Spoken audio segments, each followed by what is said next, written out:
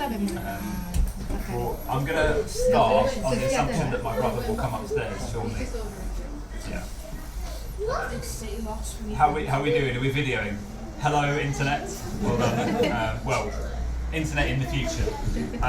So, hello. Thank you for coming. I really appreciate you all coming out and drinking coffee and eating cake, and then having to be quiet for maybe 10 minutes and then carry on drinking coffee and eating cake. We are here because, as you may have known, I've written a book, and that book has been published and printed. Good. If you didn't know that, I'm not really sure why you're here. We love your glasses. Well, there we go.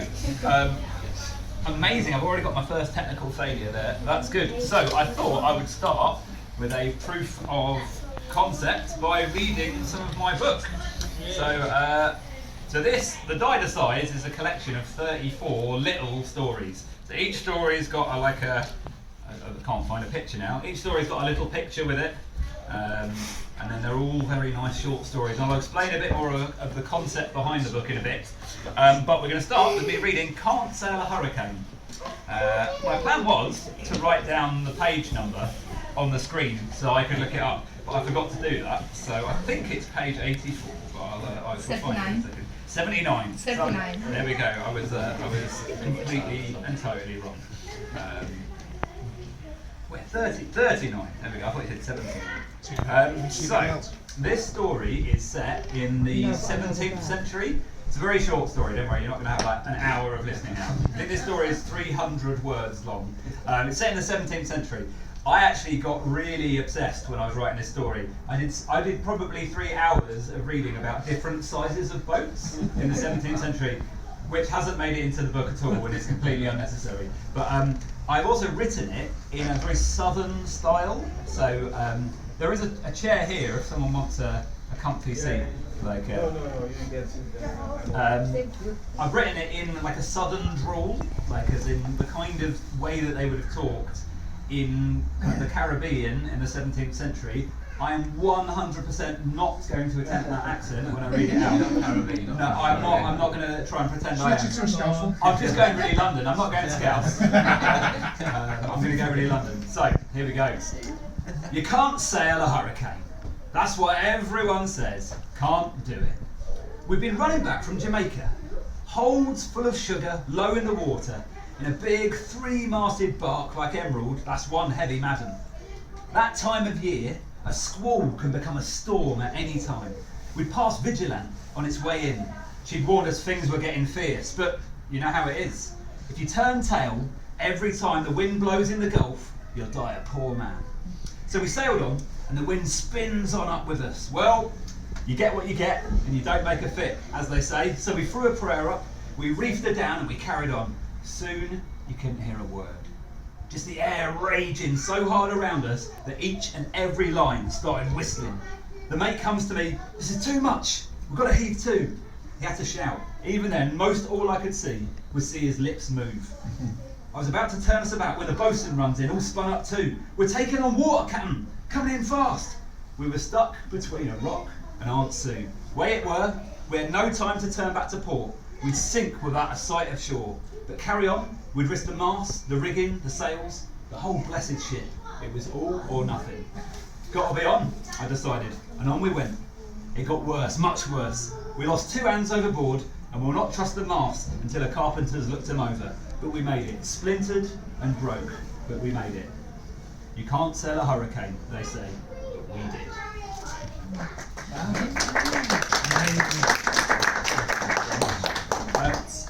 Could we ask those kids to be a bit quieter? Just because I'm pretty sure people on YouTube are just going to hear children talking.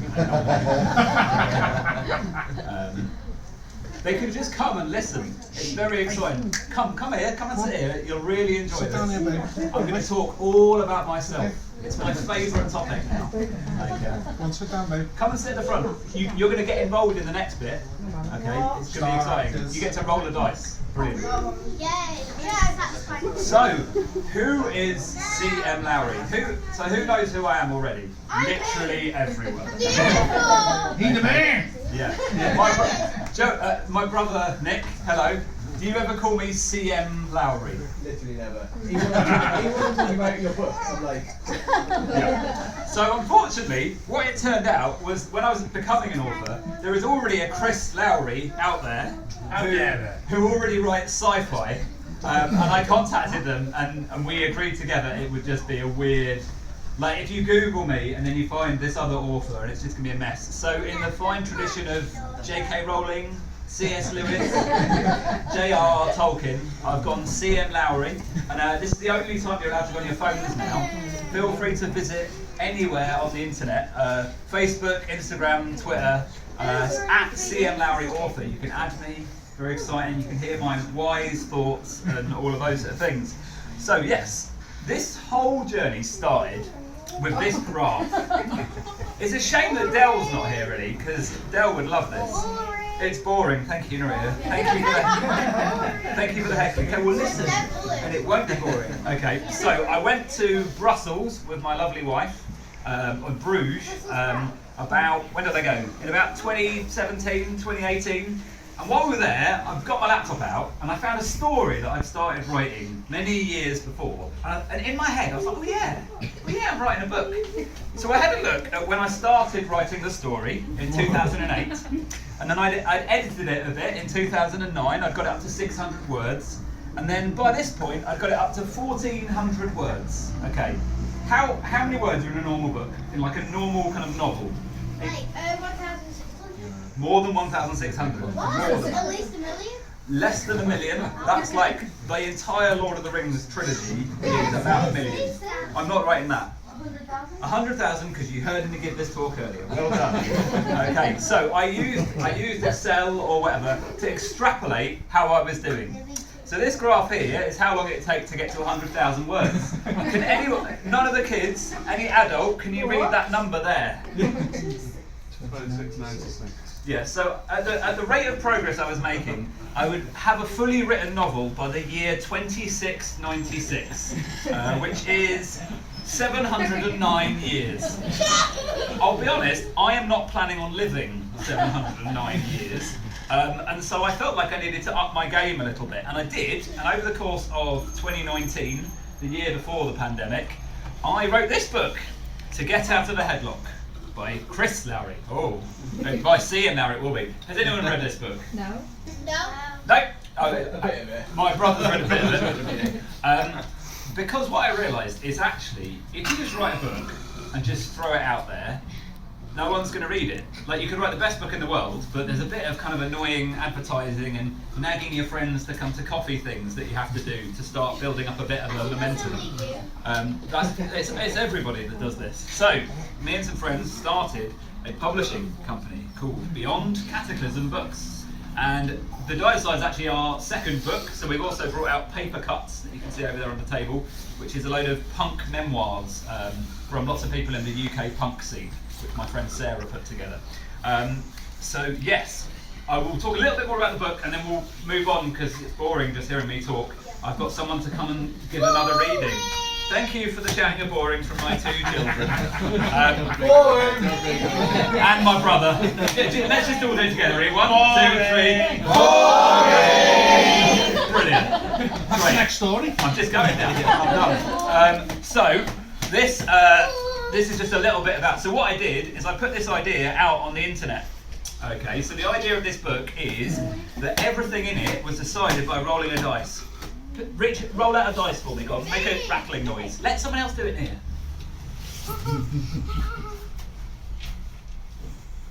Okay, we're giving some dice out. Roll them on something hard so it makes a good rolling noise.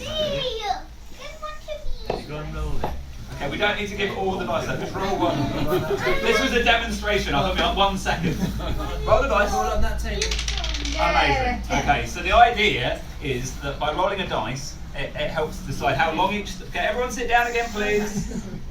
Crowd control. Youth children. Okay, everybody. Yeah. So you rolling the dice decides how long each story is, what's in the story, and kind of any of the twists or turns that are in the story. So I put this idea on Kickstarter.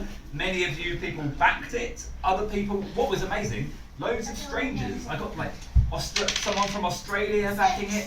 and sending loads of money to get it posted over there. People from America, all of those sort of things. So that's how this book came about. And my backers helped me. Kids, can we just be a bit quieter, please? Isaac, can you sit down, please? My backers helped me. So rolling a dice. Someone roll a dice. Come. Me! Okay, you'll be doing something in a bit. Come, roll a dice on there for me. Okay, so rolling a 1 would be 100 words, and then rolling a fell on the floor. Rolling a 2 would be science fiction, and then 3 surprise. So you rolled 2. You decided to. That's so. Then I would have written a 100-word story in a kind of science fiction setting with a surprise in it. Okay, so each of these stories was written like that, and we did a live stream where people came on and they suggested ideas, and we rolled lots of dice over the internet, which was more fun than it might have sounded.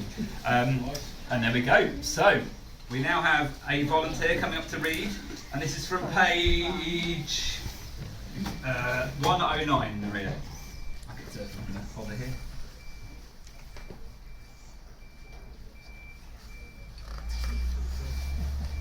The real trick, I feel, isn't avoiding being caught. That just leads to smoking gun. Nor is it pretending no crime has been committed. Inevitably, someone will discover the misdeed and the perpetrator becomes wanted again. No, the ideal method is to frame somebody else, and to do it so seamlessly and perniciously that no thoughts of innocence can be entertained. Any protest, any argument of "it wasn't me" sounds then more and more desperate, deluding almost. Once this aim is achieved, every step in the legal process designed to stop a wrongdoer works instead of in their favour. The police will detain the fool person and determinedly stop looking for the miscreant. Courts will proclaim the guilt of the sentence, thus declaring justice served and the whole matter firmly resolved. In doing so, the idea of revisiting the decision, of trying to alternate the person, it all now fights against the inertia of perfectly served justice.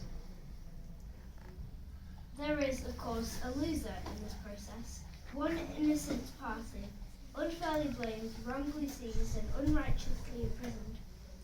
They really do get the rough end of the stick. And that, Your Honour, brings me to my opening argument. You see, it really wasn't me. Well done, Neriah. Thank you. So we're going to do one more activity together, and then we're done. So I appreciate your time, guys, and I don't want to take up too much of it.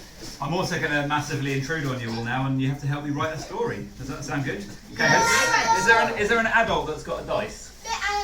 Okay, are you an adult? Give one to an adult. Okay, so we're not going to write a 1,000-word story because that sounds intense.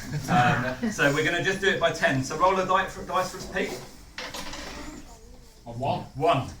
Okay, that's interesting. We're writing a 10-word story. Roll it again. This is a challenge. Okay, let's roll again, and let's let someone else roll. Danny, you roll. Isaac, it's going to be an adult rolling. 6. Okay. Punk. Okay. That's not just punk rock. It can be punk rock, but that's kind of stuff like steampunk and diesel punk and all of those kind of. Okay. 10 words is a challenge. That's nano fiction. That is. Okay. 6. Okay. 1, 2, 3, 4, 5, 6. Okay. So we're doing punk. Okay. And dinner time. Okay. Where's my? In 10 words. Good luck with that, Chris. How do I exit this? It was dinner time. This will be a true display of talent. Or possibly a true display of my lack of talent, but we'll see. Okay, so we've got 10 words. Okay, now, what do we need in a story? Kids, what do you need in a story? What are the action! Okay, hang on, nuts and bolts of a story. Come on, beginning. What goes at the beginning? Come on. A character. Okay, we've got characters, these are all good. We've got a lot to fit into 10 words, I agree. Okay, so what's a normal flow of a story? You have a beginning, the teacher jumps out here, a middle and an end. Okay, now even though our story is only 10 words, okay, we need to be thinking about that, okay, which is ridiculous because it's only 10 words, okay. So punk is a bit, let's go with punk as music, okay, so punk rockers, okay, so where does punk rock happen? Festivals. A festival, okay. In your heart. That's right, in the heart. Okay, so we're at a festival, okay, and what was it, dinner time? Okay, who's ever been to a festival? You've been to, okay, I suppose you've been to like Soul Survivor and stuff. What's food like at festivals? Hot dogs and stuff. Hot dogs and vans. Is that good or bad? Okay, I just heard junk. I think we've got the first word of our story. Okay, so the thing is, with microfiction, punk junk, maybe, but we've only got 10 words. And the challenge here is you've got to be, I mean, when we've got 50 words, it's hard, but when you've only got 10, every word matters. So the thing that I really found when writing microfiction is you haven't got time to be like, I was at a festival and it was really interesting and some of my favourite bands were on and the sun was in the sky and it was lovely. You don't do that, you jump straight to junk, you know. And like when you've got 1,000 words, maybe you jump straight to the food here is trash. You know, but you jump, you have to actually catch people's attention at the beginning very quickly. So junk, okay. So what else? So that's our beginning. That's a space, okay. that's a word. Space is not a word. If space was a word, we've got 5 words. Or like 4. Okay. So that's our beginning. The beginning is food. We're at a festival, the food is bad. Okay, what happens when food is bad? Don't eat You it. get food poisoning. Okay, junk. Not just junk, poison. How's that? Should we add that in?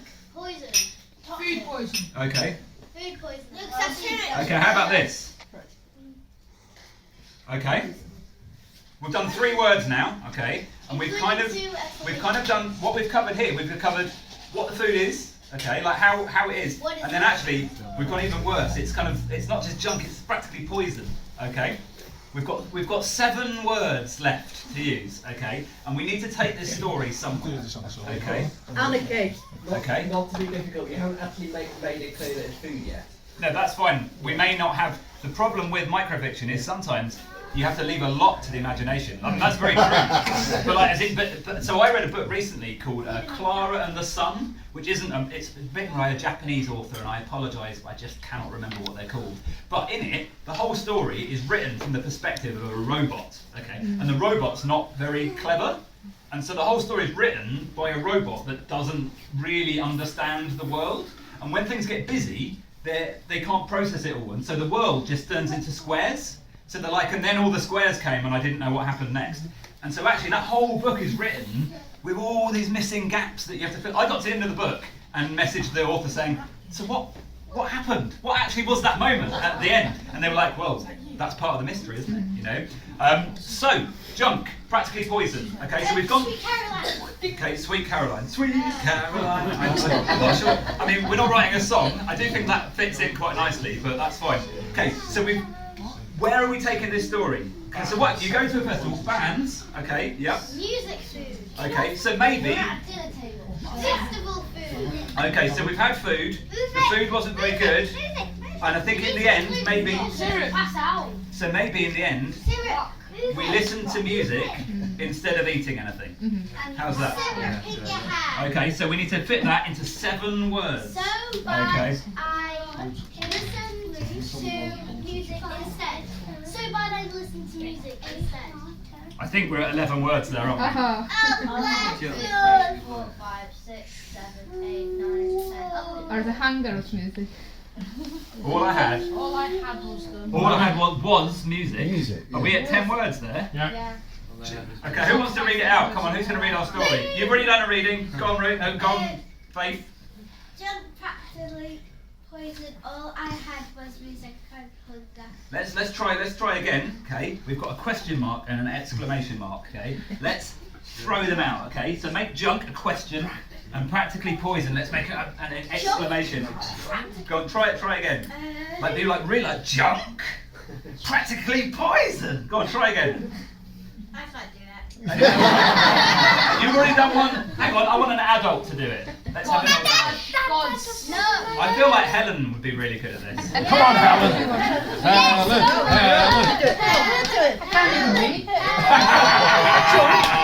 That's a question mark. Hey, Roxanne. Roxanne got Pass it to my husband. Come on. Roxanne's got a nice melodic please.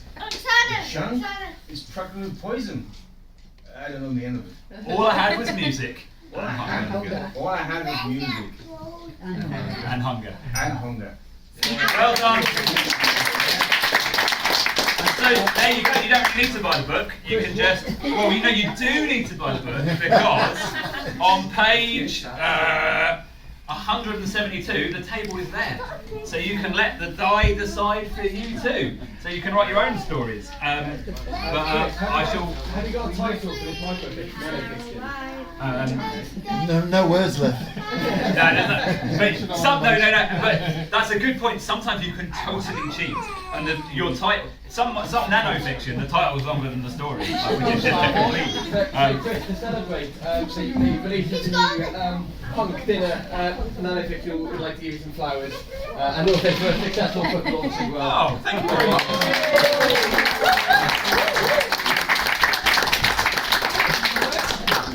Thank you. So I think we are very nearly done. I've got three more things to finish on, and then if people want to buy copies of the book, they can do. Isaac, can you move away from there, please? Isaac, can you move away? Thanks.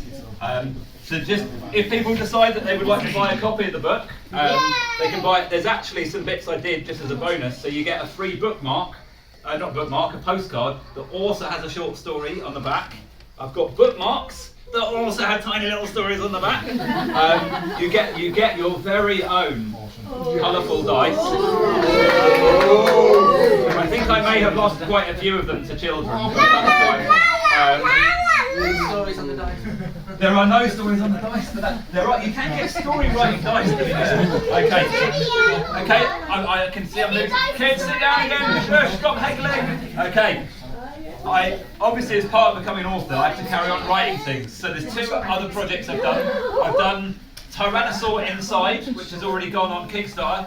Who here knows that I like board games? Yes. Yeah. So role-playing games are a combination of board games and books, which is just my ideal world. I've written a story about being trapped inside a big T-Rex that people can buy online. And coming soon is a collaboration from Beyond Cataclysm with, everyone say Dick's Bean Bar. Dick's Bean Bar. Okay, and they are. Where did the bag of coffee go? There was a big bag of coffee. Yeah, we used Alright, chuck us that bag of coffee down there. So it was actually pretty cool. We did a blind taste testing with 4 of us. So we sent. So Rob downstairs did us 3 matching bags of coffee with just a letter on them, and we tried all 3, and all 4 of us all chose exactly the same coffee as our favourite one, which was this one. So it will be a bag of coffee with its own ISBN number. The only bag of coffee in the world with its own ISBN number. And there'll be a book to go with it as well. So that will be coming out. If you'd like to be kept up to date with the stuff we do on that laptop, if someone presses a button, the screen will come on and you can sign up to the mailing list. You might have to press the power button as well. You can sign up to the mailing list and be updated on all the things that we do.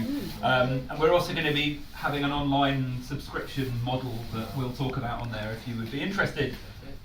One final plug, and this would be my son, Joen, has made a comic book. Awesome.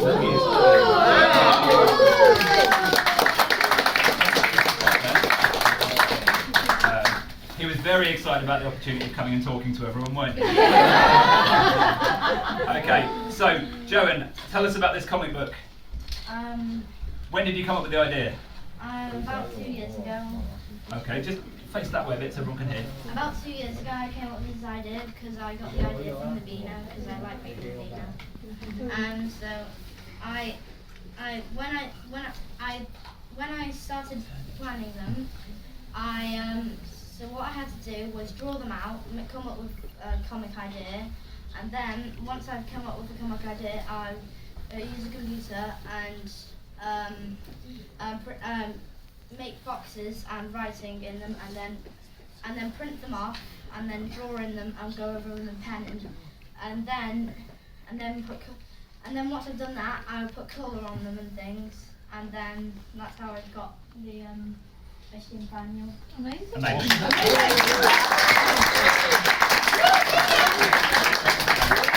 And of course, you can purchase these if you would like to buy books. There'll be a signing now as well. You can hold any money, but we haven't actually got loads of these with us. So if we know you from somewhere else and we're likely to see you, you can order one and pay for it, and then we'll deliver it to you at a later date. But otherwise, we've got a few here for you. And then we are done. Done. Thank you very much for coming. Does anyone have any questions at all? No, I have a question. Why did you write this book? Very good question. Well, I'm just going to have to go back to the beginning. We'll do the whole thing again. If people don't want to ask a question, yes, Nicholas?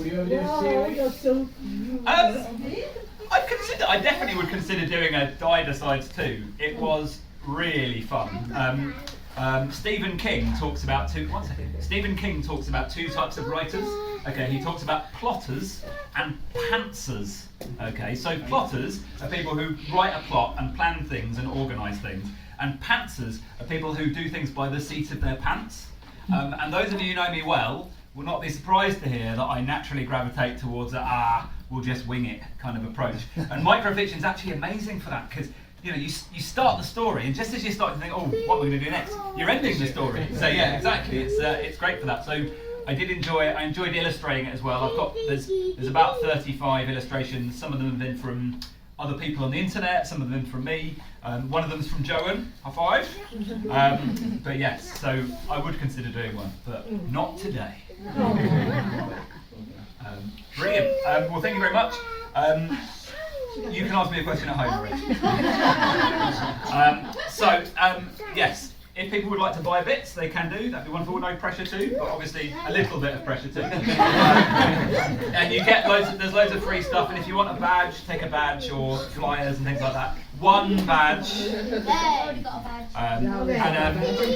Please do, while you're hovering around, go on your phone and just add @CM Lowry Author and @Beyond Cataclysm, because it'll take you a minute now, and then you'll just see when we do stuff in future, and that'll be awesome. Thank you very much.